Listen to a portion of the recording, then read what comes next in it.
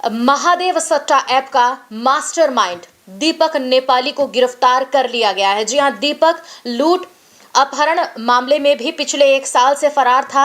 आरोपी पर NSA यानी राष्ट्रीय सुरक्षा अधिनियम भी लगाया गया था। दुर्ग की क्राइम ब्रांच की टीम ने मंगलवार देर रात उसे गिरफ्तार किया है। ऐसी ही खबरें भी चल रही हैं कि सौरभ चंद्राकर को दुबई में नजरबंद किया गया है।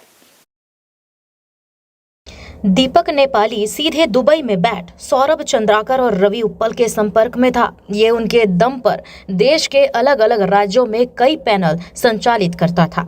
इस काम में उसने अपने भाई लोकेश नेपाली और अन्य करीबियों को भी लगा रखा था। दुर्ग पुलिस और क्राइम ब्रांच दीपक को कई महीने से तलाश कर रही थी। पुलिस ने उसके कई ठिकानों और घर पर छापेमारी की, लेकिन सफलता नहीं मिली।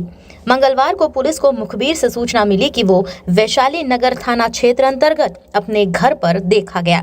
दुर्ग SSP राम गोपाल गर्ग ने क्राइम ब्रांच की टीम को एक्टिव किया। टीम ने बिना देरी किए उसे गिरफ्तार कर लिया। दीपक नेपाली के खिलाफ सुपेला, वैशाली नगर और छावनी सहित अन्य थानों में ऑनलाइन सट्टा, लूट, अपहरण और अन्य गंभीर धाराओं के तहत मामले दर्ज हैं।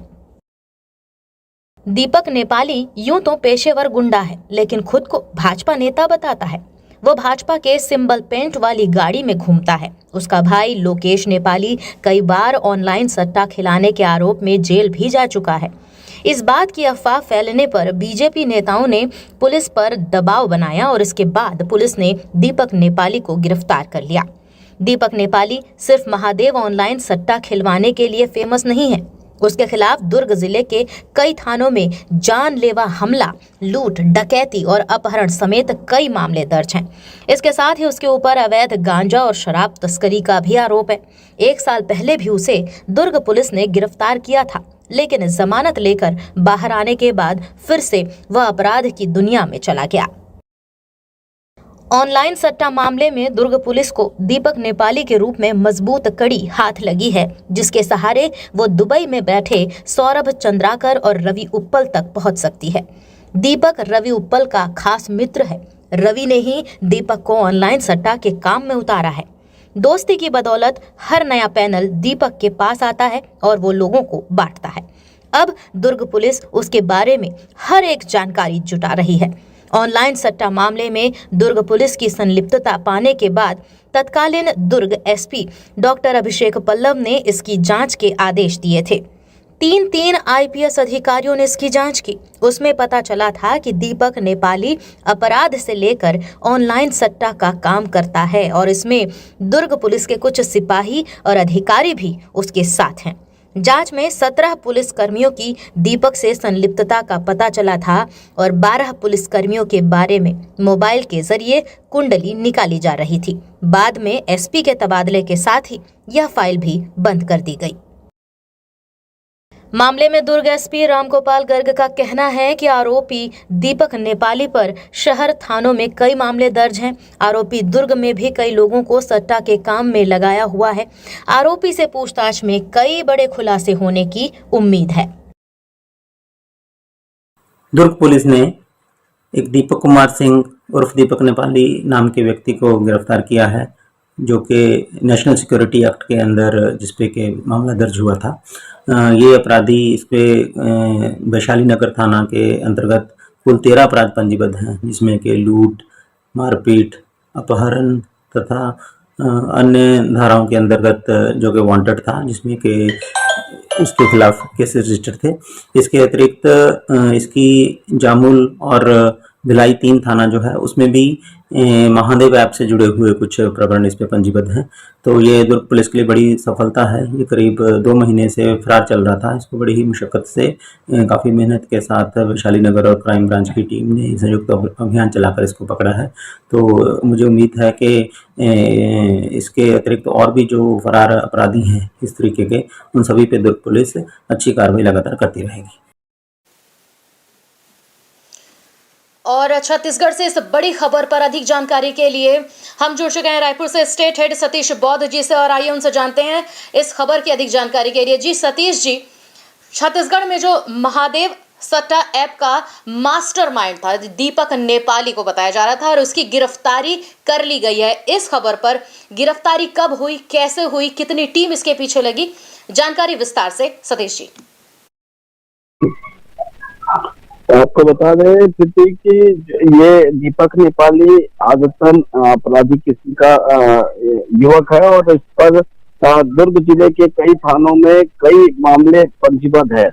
और आपको बता दें कि ये लगातार अभी जब से महादेव सट्टा ऐप लॉन्च हुआ है तब से ये महादेव ऐप में जुड़ गया था और वो कई अलग अलग क्षेत्रों में और अलग अलग राज्यों में इसके गुर्गे लगातार काम कर रहे थे सट्टा ऐप महादेव सट्टा ऐप को लेकर। और ये कई दिनों से इसमें संलिप्त था। इसके पहले भी जो पूर्व एसपी है अभिषेक पल्लव को इसकी शिकायत मिली थी तो उन्होंने जांच कराया था। जांच में दीपक नेपाली का नाम सामने आया था लेकिन वो पुलिस से बचते फिर रहा था। लेकिन कल देर रात वैशालीनगर उसके अपने उनके निवास से दीपक नेपाली को उसके निवास से गिरफ्तार किया गया और उस पर अभी राष्ट्रीय सुरक्षा अधिनियम की धारा के तहत कार्रवाई की जा रही है। और साथ में जो और अन्य मामले हैं जिसमें फरार था उसके खिलाफ भी कार्रवाई की जा रही है।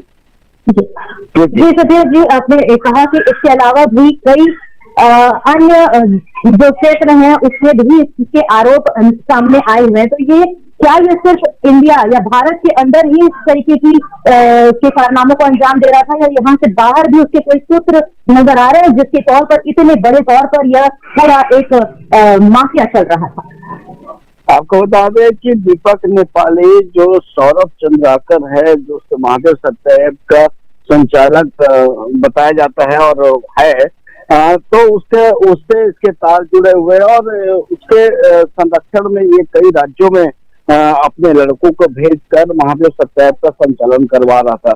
और आपको बता दें कि ये जो दीपक नेपाली है क्योंकि ये आदतन बदमाश है और कई मामलों में ये ऑलरेडी पहले भी जेल जा चुका है और गंभीर मामले हत्या, लूट और अपहरण जैसे कई गंभीर मामलों धाराओं में इसके ऊपर कार्रवाई पहले भी हो चुकी है। तो पुलिस की जिस प्रकार दुर्ग पुलिस बता रही है कि ये कई सालों से इस सट्टा के व्यापार में लिप्त था और ये सौरभ चंद्राकर और रवि उपल के संपर्क में था। तो लेकिन अभी पुलिस उसको कल रात गिरफ्तार उसको भी किया गया है और उससे एक बाइक और एक कार की जब्ती भी बनाई है। अब पुलिस उसके कई ठिकानों छापेमारी कार्रवाई कर रही है। अब पुलिस को क्या हाथ लगता है ये तो वक्त बताएगा। जी पूछताछ में पता चलेगा। जी बिल्कुल, लेकिन इसके साथ आपने एक नाम लिया और खबर में भी चल रहा है कि इस नेपाली के साथ सौरभ चंद्राकर का नाम भी हमेशा साथ में आता रहा है। कुछ ही महीनों पहले एक भव्य आयोजन भी उनके परिवार में हुआ था शादी का। इसके बाद फिर इस तरीके की संलिप्तता इन सभी कामों में, तो उसके बारे में क्या जानकारी है? कहाँ है सौरभ चंद्राकर या कब तक उसकी गिरफ्तारी और उस पर क्या कार्रवाई? जैसा छत्तीसगढ़ पुलिस लगातार सौरभ चंद्राकर की गिरफ्तारी के लिए प्रयास कर रहे, रेड कॉर्नर नोटिस जारी किया गया है। सौरभ चंद्राकर दुबई में बताया जा रहा है उसे नजरबंद किया गया है। कुछ दिनों पहले रवि उपल की गिरफ्तारी की खबर आई थी और रवि उपल और सौरभ चंद्राकर दोनों ही महादेव के संचालक बताते हैं। और रवि उपल की गिरफ्तारी के बारे में जानकारी आई थी कि रवि उपल को गिरफ्तार कर लिया गया, लेकिन अभी तक भारत लाया गया कि नहीं लाया गया ये अभी तक जानकारी स्पष्ट नहीं हो पा रही है।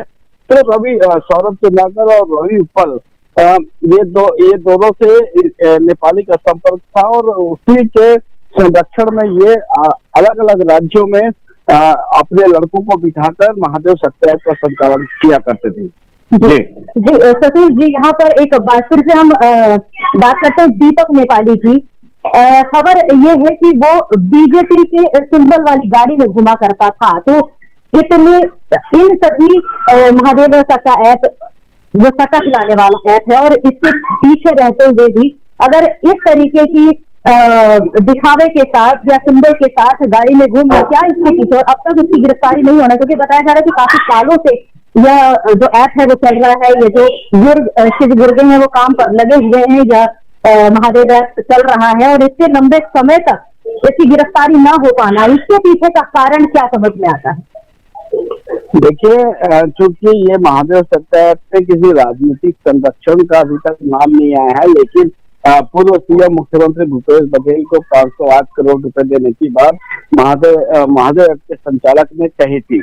लेकिन आपको बता दें कि जिस प्रकार महादेव का गुर्गा दीपक नेपाली जिस प्रकार गिरफ्तार हुआ और वो भारतीय जनता पार्टी की गाड़ी में उसके सिंबल लगी गाड़ी पे घूमकर अपने आप को बीजेपी का देखा, तो ये केवल बचने का मतलब पुलिस से बचने के लिए या पॉलिटिकल धौस दिखाने के लिए कि मैं बीजेपी का हूँ, क्योंकि छत्तीसगढ़ में सरकार बीजेपी की है, तो ये पुलिस और प्रशासन को एक भय बताने के लिए सब इस प्रकार के सिंबल लगा के लोग घूमते हैं। तो कहीं ना कहीं चूंकि पुलिस ने गिरफ्तार की है, पुलिस के पास साक्ष्य थे, उस आधार पर पुलिस ने गिरफ्तार किया। अभी जांच जारी है और चूंकि ये कई अपराधों में संलिप्त है, इसलिए इसके खिलाफ राष्ट्रीय सुरक्षा अधिनियम की धारा के तहत भी कार्रवाई की जा रही है। जी, एनएसए के तहत अभी भी कार्रवाई जारी है, पूछताछ भी जारी कर दी गई है गिरफ्तारी के बाद। इन सभी जानकारियों के लिए आपका धन्यवाद सतीश जी। आपसे फिर जुड़ेंगे आगे की अपडेट के लिए। न्यू वीडियोस की अपडेट पाने के लिए सब्सक्राइब करें इंडियन न्यूज को और बेल आइकन को दबाएं। ये है इंदू ब्रॉडकास्टिंग प्राइवेट लिमिटेड और आप देख रहे हैं इंडियन न्यूज, हर पल हर क्षण हर सच।